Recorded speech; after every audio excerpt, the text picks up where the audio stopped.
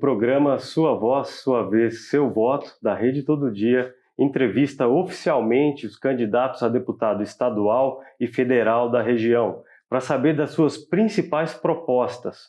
Hoje, o entrevistado é Ricardo Molina, candidato a deputado estadual pelo Republicanos. Tudo bem, Molina? Seja bem-vindo. Tudo bem, Paulo? Quero aqui primeiro agradecer à TV Todo Dia por essa oportunidade de estar aqui, agradecer a Deus por ter nos colocado até aqui nesse momento, com o apoio da nossa família, com o apoio das pessoas que nós tivemos contato nessa pré-campanha, muito importante para a construção de propostas, para que a gente possa realmente fazer a diferença na vida das pessoas. Eu tenho batido muito nessa tecla, a oportunidade do deputado estadual fazer diferença na vida das pessoas. De três formas. Primeiro é fiscalização.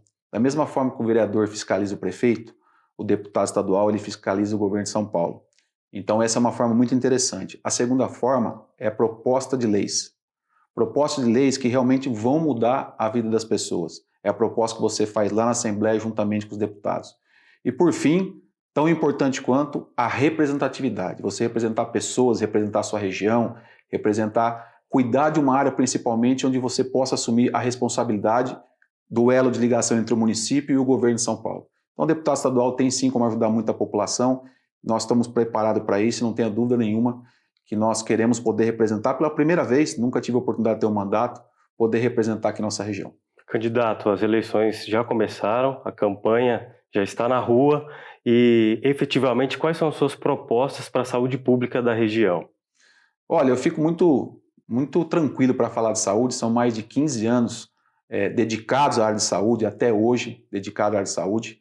Para falar sobre propostas de saúde, nós precisamos olhar regionalmente. Nós temos as cidades americanas, Santa Bárbara, Nova Odessa, Sumaré. Nós somos uma grande região, Paulo. Nós somos uma região com mais de 800 mil habitantes. Então nós temos que avaliar, muitas vezes, a saúde pública não individualmente por cidade, mas pela região. Então, quando eu olho dessa forma, como eu enxergo regionalmente, como a gente consegue enxergar regionalmente, a gente vê pontos falhos muito grandes.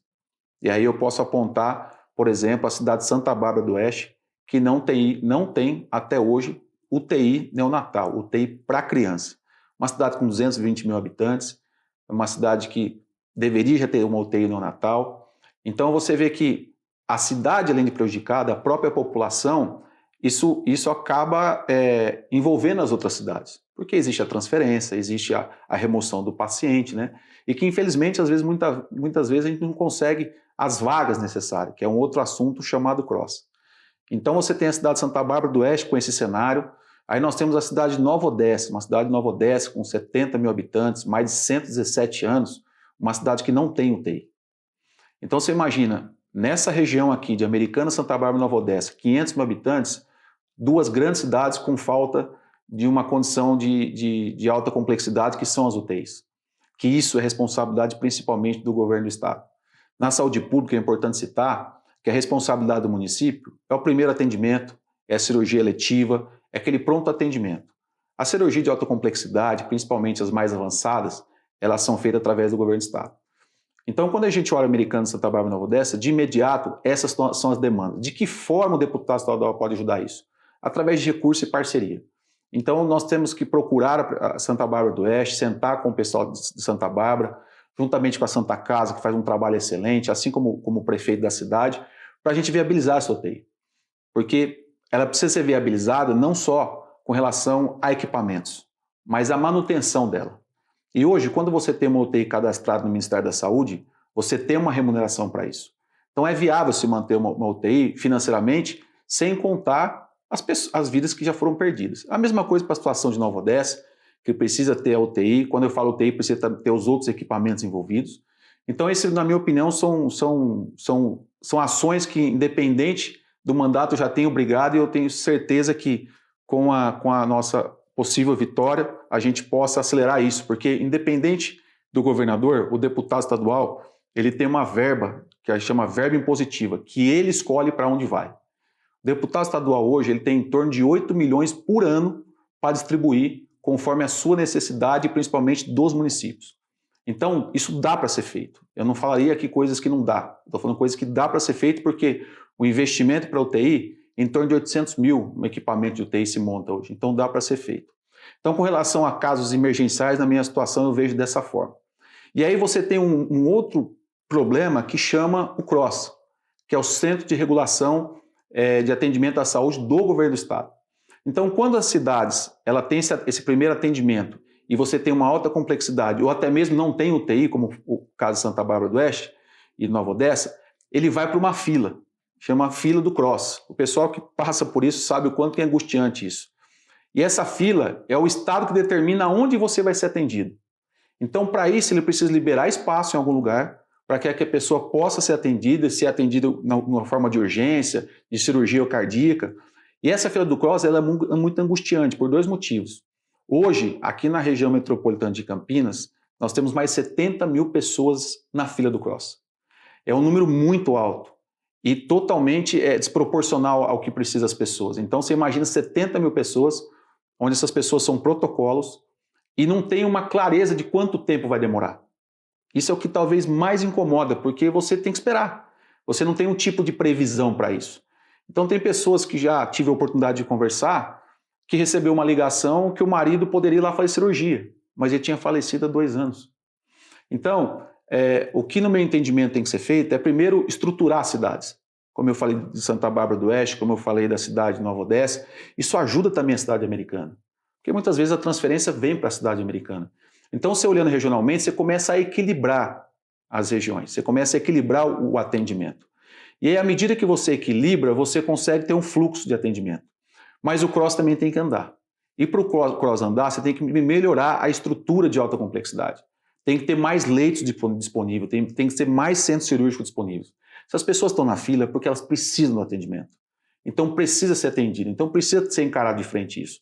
Então, eu defendo um aumento da estrutura, e isso pode ser feito, sim, através de parceria do governo do Estado, através do deputado estadual, a relação com o prefeito, com a população, que a gente pode fazer isso daí. Então, essa análise eu vejo com muita tranquilidade. E tem um terceiro ponto que alivia muito as cidades, que aí eu estou falando diretamente com a população, que são os postos de saúde. Hoje, na minha concepção, eu tenho certeza na maioria dos gestores, a saúde pública precisa ser descentralizada. O que é ser descentralizado? A pessoa precisa ser atendida lá no bairro dela, próximo à casa dela. Porque se ela faz esse atendimento próximo à casa dela, ela não precisa ir até o pronto-socorro. O pronto-socorro significa tirar dor. E as pessoas, muitas vezes, 80%, um pouco da experiência que a gente tem, 80% das pessoas que vão ao pronto-socorro não é uma urgência. Então, nesse caso, você tem a necessidade de você ter os bairros com um atendimento especial, os bairros ter UBS, ter atendimento médico 24 horas. Isso custa. E de que forma o deputado estadual pode ajudar? Através de recursos. Trazer recursos para que possa ter estrutura 24 horas nos bairros. Isso é extremamente importante, porque você tendo estrutura no bairro, primeiro que você tem uma qualidade de atendimento melhor. Você vai ser atendido de forma melhor. E segundo, que você pode trabalhar uma coisa muito importante da medicina, que é a medicina preventiva. Então você tem esses mecanismos que ele funciona muito bem quando é descentralizado. Um outro ponto importante que soma a isso é o que está sendo aplicado já em alguns modelos, que é a telemedicina. Então hoje, por exemplo, tem muitas operadoras, que isso pode ser traduzido para a saúde pública também, que eles fazem o atendimento com o médico via câmera. Mas que atendimento é esse? Essa pessoa que está na casa dela 10 horas da noite, meia-noite, ela está com uma indisposição, uma dúvida, muitas vezes ela se desloca para o pronto-socorro, muitas vezes ela pode usar esse recurso, porque também alivia bem com relação à fila, diminui a fila. E esse não é uma consulta por telefone, isso é uma orientação médica. Então, se você pega esses componentes de você estruturar as cidades aí com relação ao UTI, se você estruturar para que o CROSS tenha mais disponibilidade, que a fila possa diminuir, né? Não adianta a gente falar aqui que vai zerar a fila do CROSS. Nós temos muito para avançar, mas nós temos que começar a plantar, porque a fila tem aumentado. Era 60 mil, veio para 70. Então você tem as UTIs, você tem a fila do CROSS, você tem a questão dos postos 24 horas, onde você pode ajudar o município através de recursos. E você tem a telemedicina, você começa a avançar com relação à saúde pública. A gente começa a ver luz no fim do túnel. Porque o modelo SUS é um modelo complexo, mas funciona bem. Mas ele precisa ter melhorias. Então, eu não tenho dúvida que é um baita sistema, mas ele precisa ser aprimorado. E essa aprimoração ela vem primeiro com gestão, com estratégia, também com investimento. Mas que a população possa sentir isso na pele. Porque quando eu falo deputado estadual mudar a vida das pessoas, Paulo, Eu estou querendo dizer que ações como essa vai mudar diretamente para a pessoa que está lá no bairro. Vai mudar diretamente para a pessoa lá em Santa Bárbara que vai ter uma UTI para ser atendida. Isso eu estou dizendo que o deputado tem condição de fazer e mudar a vida das pessoas. Porque as pessoas nos pedem assim, Molina, eu não sei o que o deputado estadual faz. Por isso eu acabo não esquecendo até quem eu votei. E o deputado é muito fundamental, principalmente estadual, porque está muito perto da população. Então, você estando perto da população, você vai acompanhar os problemas da região, você consegue ser um parceiro da população, também do prefeito do município, para que a gente possa melhorar. O objetivo do deputado estadual é melhorar a vida das pessoas. E aí ele tem a população ao lado dele, tem o prefeito ao lado dele, para que as coisas efetivamente possam andar, Paulo. Molina, você acredita, fazendo uma avaliação da atual legislatura da Assembleia Legislativa, que faltou fiscalização por parte dos deputados, especialmente na área da saúde, em acompanhamento na questão do CROSS, das vagas de UTI?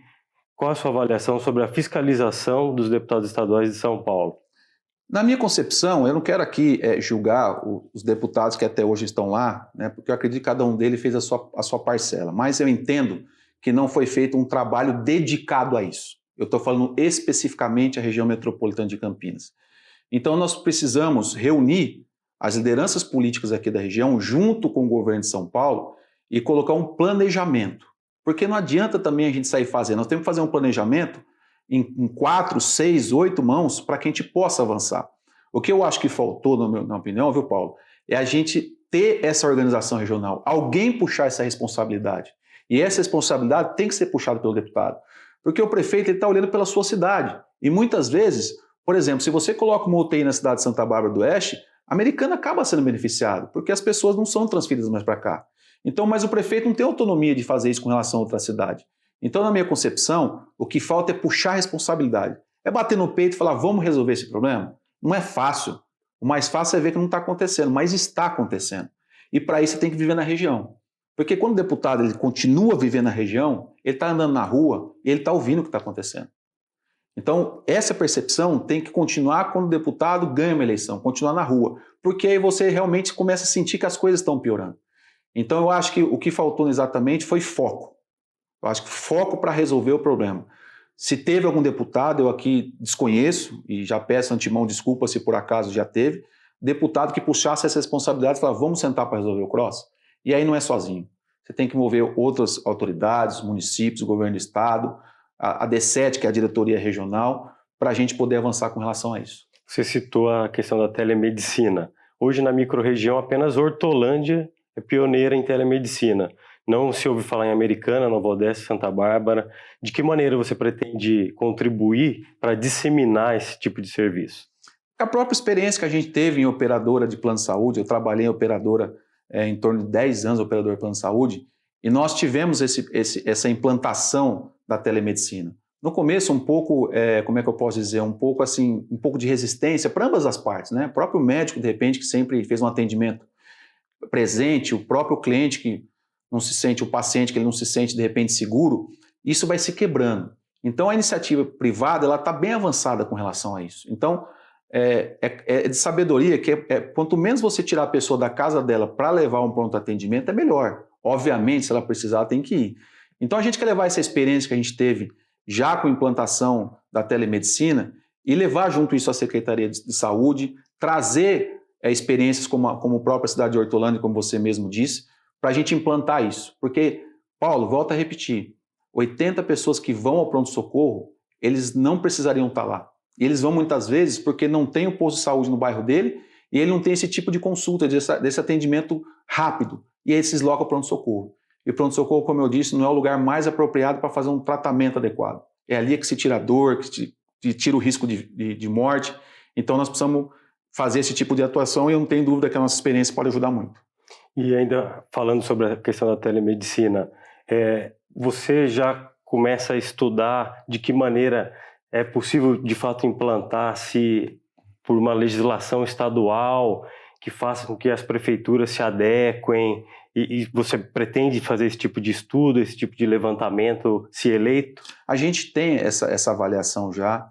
A gente sabe, como eu disse a você, que num primeiro momento é um pouco mais conceitual, a resistência é muito grande, mas você pode fazer isso com calma. você já colocar à disposição médicos à disposição e dar um canal de comunicação para o paciente, isso começa a andar, começa a acontecer. É uma quebra de paradigma muito grande, é uma quebra de paradigma, de repente eu falar com o meu médico à distância. Então, nós temos condição para ser feito isso. Caso necessário seja algum tipo de lei, isso pode ser levado, e eu levo com muita tranquilidade, à Assembleia para ser votado juntamente com os deputados. Não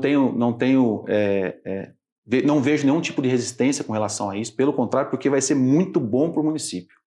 E se vai ser bom para o município, vai ser bom para a população. Então eu não vejo dificuldades com relação a isso. A grande dificuldade é a questão operacional, burocrática, essa parte que era para quebrar o paradigma. Mas eu vejo com muito bons olhos a telemedicina. Fico muito tranquilo falar disso porque eu tenho governador. Meu governador chama Tarcísio de Freitas. E no plano de governo do Tarcísio de Freitas está a implantação da telemedicina de forma mais efetiva. Então eu falo com muita tranquilidade porque eu tenho um governador que pensa da mesma forma. Então eu acho que assim a gente consegue que as coisas aconteçam mais rápido. E na área da saúde, quais pontos chaves que você considera do plano de governo do Tarcísio de Freitas que você também pretende levantar juntamente com ele essa bandeira?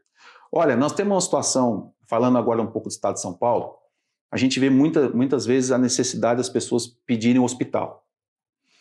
Mas, Paulo, tem uma informação muito importante que é assim, a quantidade de leitos fechados no estado de São Paulo é muito grande, principalmente na capital. Então, antes da gente sair construindo hospital, a gente precisa abrir os leitos que estão fechados. Principalmente na capital, em São Paulo, nós temos muitos leitos fechados. Aqui na própria região de Rafar, Capivari, você tem leitos que estão fechados. Então, antes de sair construindo alguma coisa, né, até para que a gente tenha uma sustentabilidade, porque a construção tem que permanecer depois e tem que ter gente para atender, não adianta ter um hospital e não ter gente para atender, você precisa primeiro olhar o que já tem.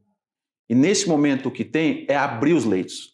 Nós precisamos, já são estruturas prontas, nós temos que abrir esses leitos, abrir o centro cirúrgico, diminuir essa fila e colocar o atendimento para que possa ser mais rápido. Porque as pessoas muitas vezes não têm tempo de esperar uma fila muito grande. Então, o que está muito alinhado com o Tarcísio é justamente isso. A gente abrir os leitos que estão fechados, abrir estruturas fechadas para depois pensar em algo maior, por exemplo, que é um sonho nosso, um sonho do Molina, a gente ter um hospital regional infantil aqui na nossa região. Nós tínhamos aqui em Americana o André Luiz, um grande hospital referência aqui, mas era um hospital do município de Americana. E aí atendia a cidade de Santa Bárbara, Nova Odessa, obviamente, era um padrão de qualidade. Mas o município ele não consegue pagar essa conta sozinho. Então esse tipo de estrutura que é compartilhado em várias cidades, como por exemplo um hospital infantil que vai atender Americana, Santa Bárbara, Nova Odessa, Limeira, a própria cidade americana, você precisa ter o Estado, porque essa conta não fica pesada para os municípios. Então, esse é um sonho que eu tenho, de ter um hospital regional infantil aqui na nossa região, para atender essas cidades, tirar a criança de ser atendida muitas vezes no corredor de um leito hospitalar junto com o adulto. Então, esse é um desejo que a gente tem. A gente sabe que precisa viabilizar, tem condição para isso, mas primeiro nós temos que abrir os leitos que estão fechados. Não é o caso aqui especificamente do infantil, porque infantil, pelo contrário. Em Campinas, recentemente, estava fechado, mas já abriu, mas estava fechado os leitos infantis. Então, o que a gente precisa realmente é construir esse sonho de ter um hospital infantil aqui na nossa região. E com relação aos recursos humanos, ao RH nos hospitais, usando como exemplo o Hospital Estadual de Sumaré, que o Todo Dia noticiou recentemente que há uma investigação do Ministério Público do Trabalho com relação ao hospital pela ausência de profissionais de enfermagem, que a categoria preconiza um leito para cada, 2 profissionais para cada leito, e hoje eles estão 30 leitos para cada profissional dentro do Hospital Estadual de Sumaré. Você pretende estender o olhar também para o Hospital Estadual de Sumaré? Olha, o que a gente mais viu na pandemia foi o reconhecimento ao pessoal da saúde. Enfermeiro, técnico, médico, a todos, a pessoa que atende. O que a gente mais viu foi isso. Só que a gente tem que continuar olhando por eles. Então, não adianta eu falar de abrir leito, de ter hospital regional, se a gente primeiro não valorizar o profissional de saúde. Não é fácil. Eu tive 10 anos acompanhando a operação de hospitalar e posso dizer para você que ninguém imagina o que é passar 24 horas dentro do hospital. É muito difícil, tem que gostar demais, é muito... E é uma área que é assim, né? Não tem sábado, domingo, eu vou fechar o hospital, vou descansar. Não, é 24 horas, 365 nos dias. Então, nós temos que olhar de forma diferenciada para esse pessoal, olhar para eles com reconhecimento, e aí eu vou chegar em Sumaré. Sumaré é um hospital estadual que depende do Estado, e se acredita que hoje o que mais Sumaré pede é um hospital municipal. Sabe por quê? Porque o hospital estadual, que depende do Estado, no caso de Sumaré, ele atende somente a demanda do Estado. Então, muitas vezes, o próprio habitante, o morador de Sumaré, ele precisa de uma necessidade, ele não pode ser atendido em Sumaré, ele vai para a fila. Muitas vezes ele vai para Campinas. Então, esse modelo do CROSS, onde você abre a vaga e você é transferido, obviamente, se estiver mais perto, vai para lá, ele precisa ser avaliado com relação a isso. Ao ponto de que o Hospital Estadual de Sumaré não comporta mais a demanda, assim como a quantidade de profissionais lá também não é adequada. Então, esse é mais um passo que a gente precisa evoluir para diminuir a fila do CROSS. Porque o Hospital Estadual de Sumaré está diretamente ligado à fila do CROSS, porque é o hospital estadual da região, mas não comporta mais. Por quê? Por causa da falta de profissionais que tem, a falta de valorização dos profissionais. Porque não é simplesmente as vagas. Quem vai se interessar a trabalhar numa área que não tem reconhecimento profissional, valorização e crescimento? Então, os interesses acontecem. Então, as pessoas acabam migrando para outra linha, até para os particulares. É uma grande dificuldade hoje contratar profissionais de saúde, pela falta de valorização. Então, o Hospital de Sumaré estadual é estratégico para o governo de São Paulo. Se não for lá diferente, a fila só vai aumentar. Para a gente fechar o tema saúde, de 0 a 10, qual é a sua nota para a saúde pública do Estado de São Paulo e por quê? Eu acho que não tem como dar nota. Você tem pessoas que têm um bom atendimento, de repente, na área de saúde, e acontece, porque realmente tem muito atendimento bom. E tem pessoas, infelizmente, que acabam perdendo um ente querido por uma falta de UTI, por uma falta de um atendimento, por uma falta de uma transferência. A gente vê muitas vezes Santa Bárbara do Oeste e outras cidades receberem muita ambulância. A ambulância, na verdade, é para você transferir pessoas enquanto poderia montar a estrutura lá. E essa responsabilidade tem que estar junto com o deputado estadual. O deputado estadual tem que se envolver e, junto com o município, falar: é hora de investir na sua cidade. Porque muitas vezes mais confortável é transferir, mas para a população não é. Então eu não posso avaliar nota, porque na saúde, nota média não é uma coisa boa, porque tem gente que sofre muito e tem gente que consegue um atendimento muito bom. Então seria aqui da minha parte completamente inviável falar nota numa área que eu conheço muito bem, que é a saúde, que isso não dá para ser feito dessa forma. Tá certo. Vamos para um rápido intervalo, logo voltamos. Voltamos a falar com o Ricardo Molina, candidato a deputado estadual pelo Republicanos. Molina, o tema agora é segurança pública. Quais são as suas ideias para a segurança pública de São Paulo, incluindo polícia militar e polícia civil? Bom, vamos lá. É importante citar que a segurança pública é uma responsabilidade do Estado. Quando a gente fala responsabilidade do Estado, a gente está dizendo que é o governador de São Paulo que é responsável pela segurança pública do Estado. Mesmo assim, nós temos uma polícia que, para mim, eu gosto de chamar de polícia, mas que é extremamente eficiente, que são as guardas municipais. As guardas municipais, que têm a responsabilidade de guardar os patrimônios da cidade, de cuidar dos patrimônios da cidade, têm um trabalho exemplar. Eu, particularmente, hoje não consigo enxergar qualquer cidade sem a guarda municipal. Porque é uma guarda próxima, é uma guarda de ronda, é uma guarda que está sempre perto, uma guarda...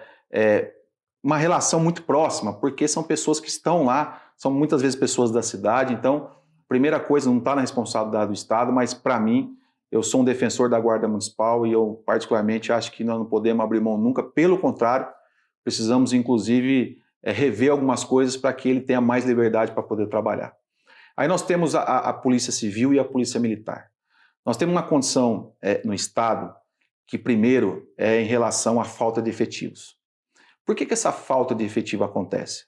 Por causa de duas formas. Primeiro, a condição, a valorização do salário dos policiais.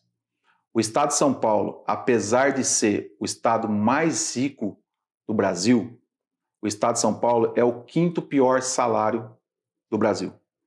Então, uma cidade como São Paulo não pode ser quinto colocado em salário para os policiais, tem que ser referência.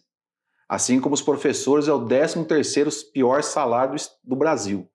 Então nós precisamos a valorização disso, porque por mais que você tenha concurso, muitas vezes não vai ser preenchido pela falta de interesse do policial militar em função do salário da forma como ele existe. Então, a primeira coisa, precisa ter essa valorização. A segunda coisa muito importante para o policial militar, e aí eu me sinto muito confortável de falar, viu, Paulo, que isso não é que sai da cabeça do Molina. A gente vai conversar com as pessoas que estão na área, a gente procura saber de que forma a gente pode ajudar. Eu acho que esse é o passo da humildade, da gente sentar lá e falar, me explica o que está acontecendo, o que precisa ser feito, porque eles estão lá, eles sabem o que precisa ser feito. Então, quando o Molina fala isso, ele fala de uma construção das pessoas da área, a gente olhando de fora, é óbvio, de forma de gestão, mas olhando pelas pessoas da área. Então, quando a gente fala de polícia militar e civil, nós temos uma situação que é extremamente desconfortável, que é o plano de carreira. O que acontece? O policial ele se prepara, ele se qualifica e pela meritocracia ele devia assumir novos postos, até postos avançados dentro do militar e do civil. Mas, infelizmente, as indicações políticas não permitem que isso aconteça. Então, imagina você se capacitar, você fazer curso, você se habilitar a assumir, por exemplo, uma seccional, como é o caso no civil, ou até mesmo um comando. E aí, no momento que você vai fazer isso, vem uma indicação política e não te dá essa condição. E isso acontece com o policial civil e militar. Então, isso, para o policial, imagina você, ele vai entrar numa corporação, ele não tem um salário adequado, e o que ele sabe é que ele pode ter toda uma qualificação, mas ele não sabe se ele vai assumir um posto importante da sua área. Por quê? Porque não tem plano de carreira. Então, você precisa, primeiro, ajustar a questão do salário dos policiais, você precisa ter o plano de carreira, inclusive, para motivá-los, e aí você tem que dar condição de trabalho. Aí eu vou tocar num assunto que eu acho importante, que é assim, hoje nós temos uma grande estrutura para fiscalizar o policial. Hoje tem câmera, monitoramento em cima do policial. É preciso entender que em todos os lugares existem bons e maus profissionais. E na polícia não é diferente. Só que o que nós precisamos fazer nós precisamos fiscalizar o bandido. Nós precisamos meter câmera em cima do bandido. Nós precisamos cuidar que essas pessoas os policiais sejam preservados para poder combater bandido. E hoje está um pouco invertido isso. Eu acho que nós precisamos equilibrar um pouco isso. Nós estamos perdendo essa briga para o bandido. O bandido hoje não tem tornozeleira, não tem câmera, ele não tem nada. E nós estamos perdendo esse combate. Antigamente, a gente achava que assalto acontecia na rua à noite durante a semana. Hoje não é mais assim. Hoje o pessoal está buscando, o bandido está buscando a gente dentro de casa. A gente está dentro da nossa casa, assistindo televisão, chega um bandido na frente da nossa casa. Antigamente era só no escuro, então não pode. Agora não, está em todo lugar. Então nós precisamos que o policial militar seja valorizado, o policial civil seja valorizado. Existe uma relação do policial civil e policial militar, ele é atrelado à questão do salário deles. Só que o policial militar, a quantidade é muito maior do que o policial civil. Então tem essa ponderação do policial civil de desvincular sobre isso, que é um pedido da polícia civil. Porque o policial militar, como ele tem uma quantidade maior de pessoas, ele tem um outro tipo de remuneração. E aí afeta diretamente o policial civil que tem pouco. Os dois precisam aumentar, os dois precisam crescer. Mas aí imagina você, se a gente tiver uma questão de você ter um salário condizente à qualificação que eles são, porque eles são bons. Em termos de qualidade é o primeiro lugar do Estado, mas em termos de valorização não é. Aí você tem condição de trabalho. Hoje o policial, por acaso, se ele faz um tipo de atendimento, ele precisa de uma assessoria jurídica, por exemplo, ele tem que sair do cargo dele, ele tem que contratar advogado, ele tem muitas vezes para justificar que ele é o correto. Então muitas vezes ele tem que abandonar o cargo para ir atrás de advogado e conseguir dinheiro para se defender. Então precisa ser revisto isso. Por fim, a questão da meritocracia que eu disse. Aí você tem um problema ainda maior. Além de tudo isso, que você trabalha todo esse tempo, você trabalha 30 anos, 35 anos para se aposentar, passando por todas essas dificuldades, em 2020, o governador João Dória, o governador de São Paulo, ele fez um decreto onde ele confiscou 14% em média dos policiais aposentados e pensionistas do estado de São Paulo. O que ele fez? Imagina você que o cara se aposentou, ele tem lá o seu quinhãozinho lá que ele trabalhou para ter esse dinheiro, para poder sobreviver, para poder fazer o planejamento de vida dele depois do trabalho. Aí o governo de São Paulo vai lá e confisca isso. Ele pegou 14% de média e tirou. Falou, a partir de hoje você não tem mais isso. E aí tem aquela coisa assim, isso estava combinado? Não estava combinado. A justificativa é que esses 14% tirados dos aposentados e pensionistas de São Paulo dariam um retorno de 2 bilhões para o Estado de São Paulo. Nós temos as multinacionais que devem para São Paulo mais de 60 bilhões e ainda são isentadas de impostos. Então não fecha essa conta. Nós temos tramitando dentro da Assembleia, e eu já quero assumir um compromisso aqui, tramitando dentro da Assembleia, o PDL 22. O que é o PDL 22? É justamente um projeto para derrubar esse decreto feito pelo João Dória, para que a remuneração dos aposentados e pensionistas possa voltar ao normal. Então eu sou a favor do PDL, eu sou a favor de derrubar esse decreto do João Dória, para que os aposentados tenham uma condição de vida respeitada, porque infelizmente não foi respeitado. Então eu sou a favor desse decreto, esse PDL. O PDL já passou pelas comissões da Assembleia, infelizmente o presidente da Assembleia ele não colocou em votação. Ele prevê a retroatividade das perdas? Ele prevê primeiramente o interrompimento, acabar o decreto. Acabar o decreto, deixar de existir o decreto. Então, o que é importante? Só não foi pautado ainda para votação, e eu sei que a maioria dos deputados vão votar, só não foi pautado ainda para votação porque o presidente da Câmara, logicamente, com orientação do governo, não colocou em pauta. Porque se colocar em pauta, vai passar e o decreto vai acabar, não vai existir. Então você imagina essa sequência que eu te falei, Paulo, para uma carreira de um policial civil militar. Me fala aqui nessa cadeia de quantas oportunidades a gente tem para melhorar a segurança pública do nosso Estado. Se a gente faz isso, você tem maior interesse pela vaga, você tem um policial militar e civil motivado, você tem meritocracia, o cara se qualifica para isso, e quando você se aposenta numa condição para que você possa ter sua vida.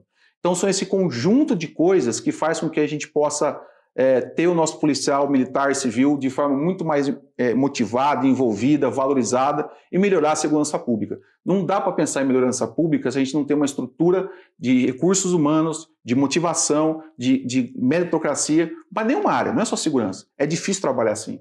E mesmo assim, o policial sai da sua casa, muitas vezes o policial ele vai para a rua com problema de família, financeiro, problema familiar, tudo. Só que ele tem que estar combatendo o bandido.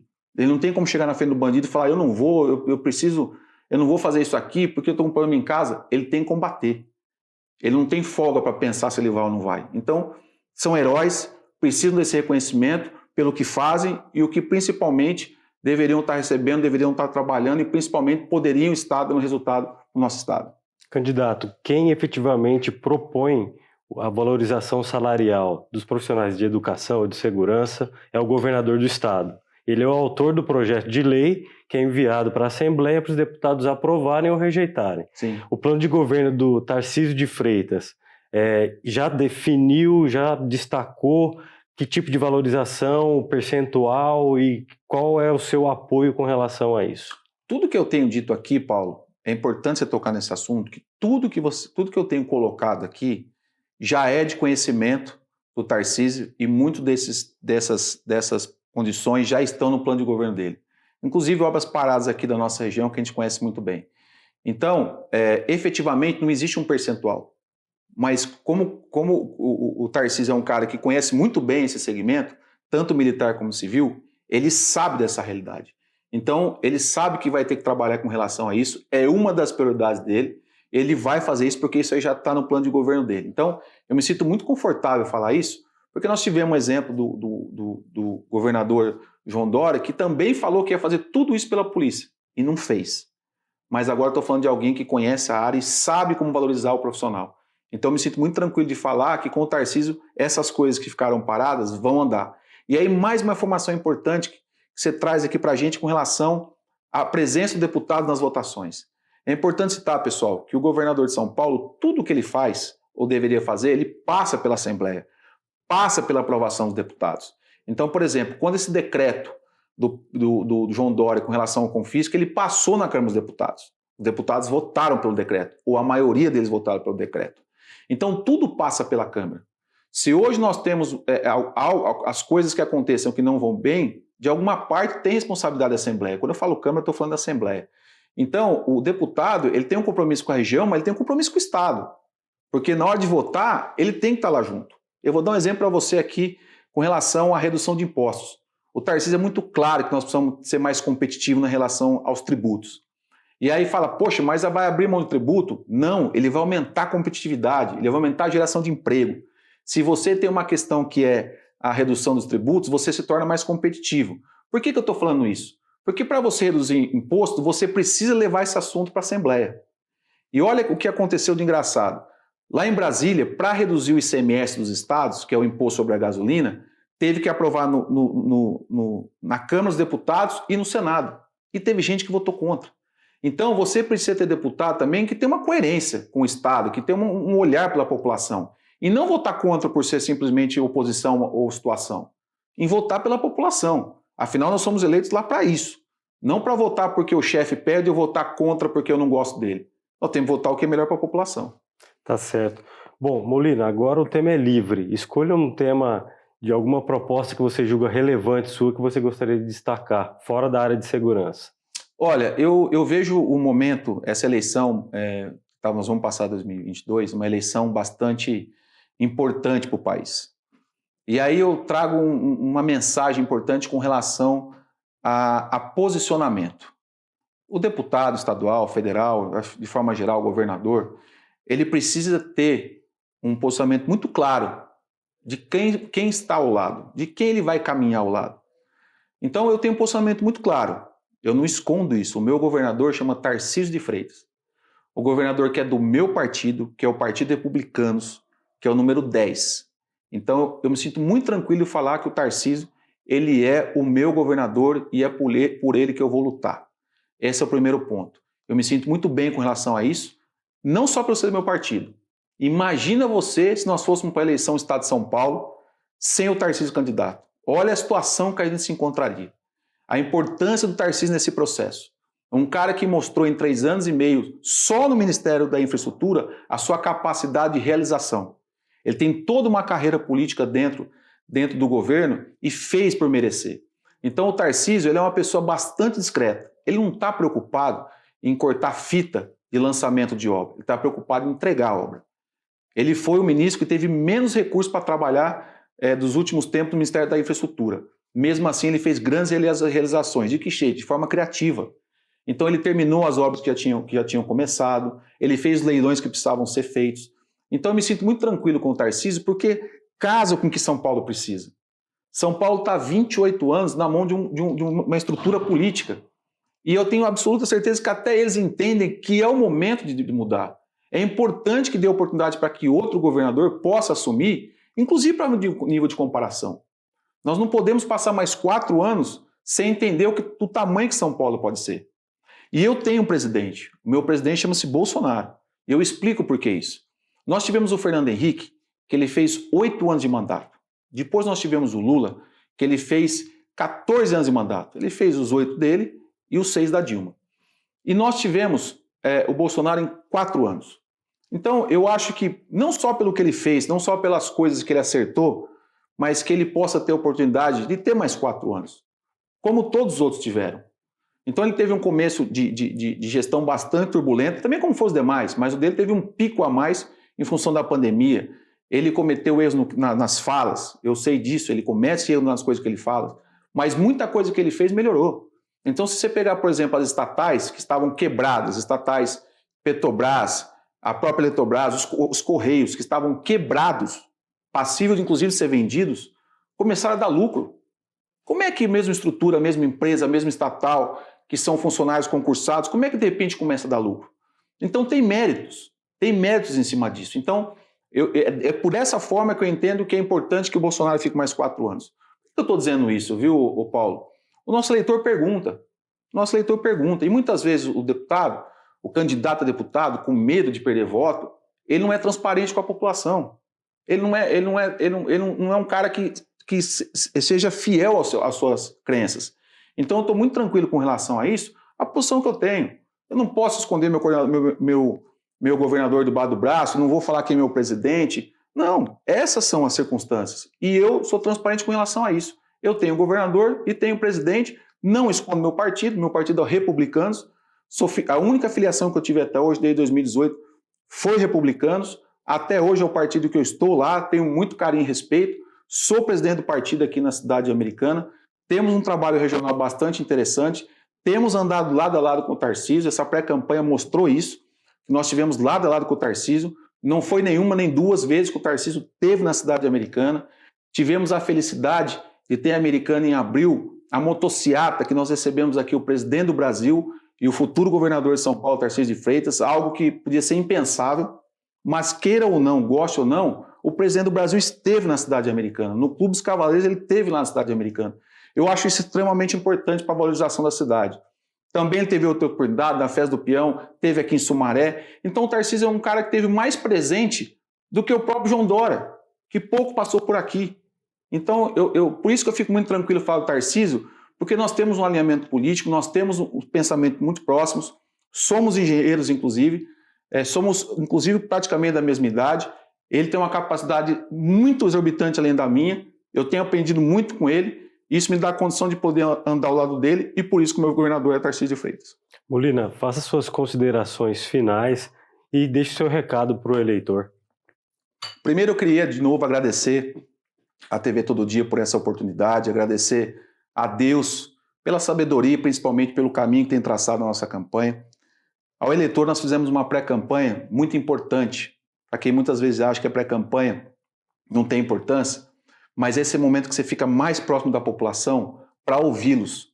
Nós temos que aprender a ouvir a população. Então quando você vai para a pré-campanha, você ouve as necessidades, você ouve as demandas e você consegue transformar isso em propostas, como a gente fez aqui. Nós temos que entender que eu gostaria muito que muitas coisas evoluíssem com relação aos municípios, aos atendimentos, mas a atribuições do deputado estadual muitas vezes não está ligado a isso. É importante entender a responsabilidade do deputado. O deputado estadual, ele fiscaliza o governo de São Paulo, as obras paradas em São Paulo, as mais de 1.000 obras paradas no estado de São Paulo. Então essa é a responsabilidade do deputado estadual, assim como propor leis e representar a região. Eu quero dizer para você, eleitor, aqui principalmente da nossa região, nós estamos indo para uma eleição extremamente importante. Depois de muitos anos, talvez 30, 40 anos, nossa região aqui vai para uma eleição sem candidatura à reeleição. Nós tivemos aqui na cidade 3 deputados estaduais. Nenhum dos 3 hoje são candidatos. Então eu entendo que é importante que o eleitor olhe, principalmente, para quem realmente está disputando uma eleição para vencer e poder representar a população, poder representar a nossa região. Nós precisamos de deputado que olhe para a região como um todo. Eu acabei de explicar a questão da saúde, que muitas vezes para resolver o problema de uma cidade você tem que investir outra. Então eu quero pedir o seu voto. O voto para que a gente possa pela primeira vez assumir um mandato. E o meu número é 10999. É muito fácil, o número é 10999. O meu governador é Tarcísio de Freitas, número 10, e o meu presidente é Jair Messias Bolsonaro, número 22. Eu peço o seu voto, peço a sua avaliação, porque nossa candidatura é uma candidatura viável, é uma candidatura que de 35 a 40 mil votos nós estamos eleitos, vamos representar a região e vamos ser reconhecidos por isso. Hoje nós não temos deputados na região, é preciso manter essa representatividade. Lá em São Paulo nós temos 94 deputados estaduais que são eleitos. Eles estão olhando pela região deles.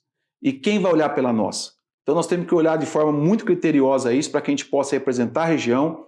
Infelizmente, em 2018, nós demos muito voto para as pessoas de fora, para candidatos estaduais de fora, que infelizmente não nos ajudaram durante esses 4 anos. Então é um motivo para a gente poder votar no Molina, votar no 10999 e poder eleger um novo deputado estadual aqui para a nossa região. Ouvimos hoje o candidato a deputado estadual pelo Republicanos, Ricardo Molina. Muito obrigado pela presença. Paulo. É a Rede Todo Dia nas eleições 2022.